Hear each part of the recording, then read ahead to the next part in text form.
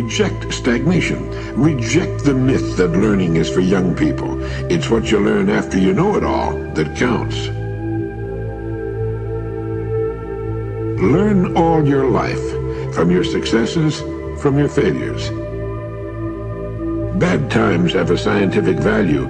These are occasions a good learner wouldn't miss. What is it trying to teach me? Individuals who remain vital have learned not to be imprisoned by fixed habits, attitudes, and routines. We build our own prisons and serve as our own jailers. But if we build the prisons ourselves, we can tear them down ourselves. If we're willing to learn, the opportunities are everywhere. We learn from our work and from our friends and families. We learn by accepting the obligations of life, by suffering, by taking risks, by loving, by bearing life's indignities with dignity. You learn to bear with the things you can't change. You learn to avoid self-pity. You learn not to burn up energy and anxiety. You learn that most people are neither for you nor against you, but rather are thinking about themselves. You learn that no matter how much you try to please, some people are never going to love you, a notion that troubles at first, but is eventually relaxing. Among your obligations is an appointment with yourself. One of the most valuable things you learn is that ultimately you're the one who's responsible for you. You don't blame others, you don't blame circumstances, you take charge. If you're going to keep on learning, your surest allies will be high motivation and enthusiasm. People can achieve meaning only if they've made a commitment to something larger than their own little egos, whether to loved ones, to fellow humans, to work, or to some moral or religious concept. Confidence is built upon an experience of success. When we first begin any undertaking, we're likely to have very little confidence, because we haven't learned from experience that we can succeed. We need to form the habit of remembering past successes and forgetting the failures. This is the way both an electronic computer and the human brain are supposed to operate. Practice improves skill and success. There is a time in every man's education when he arrives at the conviction that envy is ignorance, that imitation is suicide, and that though the wide universe is full of good, no kernel of nourishing corn can come to him but through the toil bestowed on that plot of ground which is given him to till.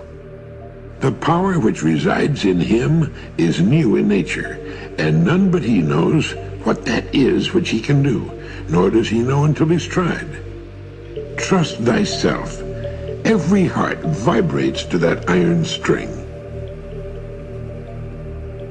No one can even estimate the number of people who live nervous, anxious, unhappy lives because they daily attempt the impossible, which is to be like someone else. There are people who don't realize the truth of Emerson's words that envy is ignorance, that imitation is suicide. He must have used the word suicide because we have to kill that which is natural in ourselves when we attempt to be like someone else.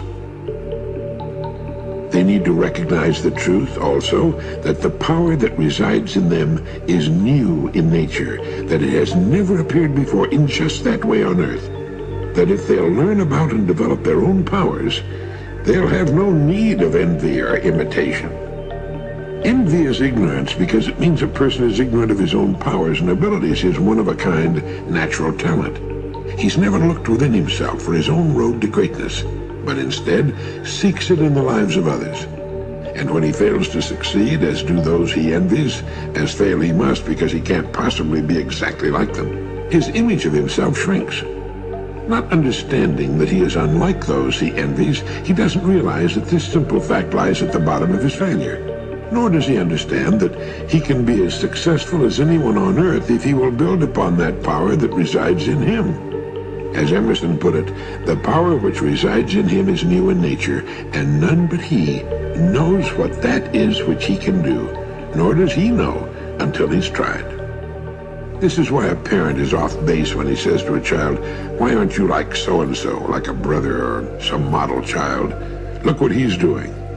The parent doesn't understand that it's a human impossibility for the child to be like so-and-so and to do what he does in the same way. Instead, a parent would be wise to say, don't worry about so-and-so. He's found his strength, and he's building on it. You have a strength of your own, and when you find it, you can build just as high. Trust thyself. Every heart vibrates to that iron string.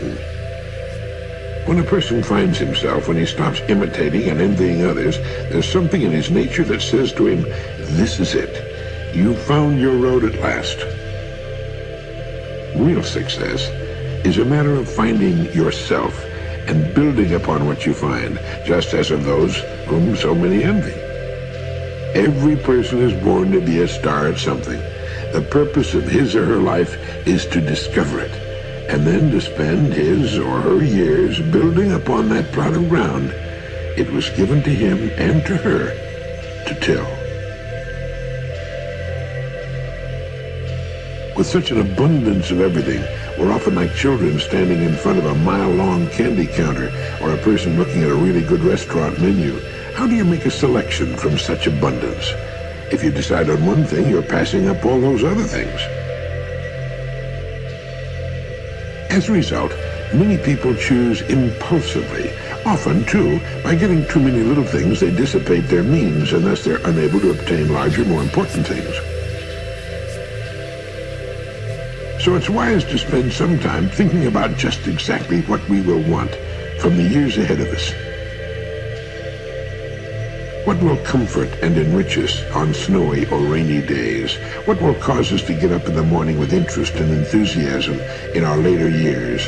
And to what do we wish to commit ourselves for at least a part of our days that's big enough and interesting enough to keep us happily occupied for the rest of our lives?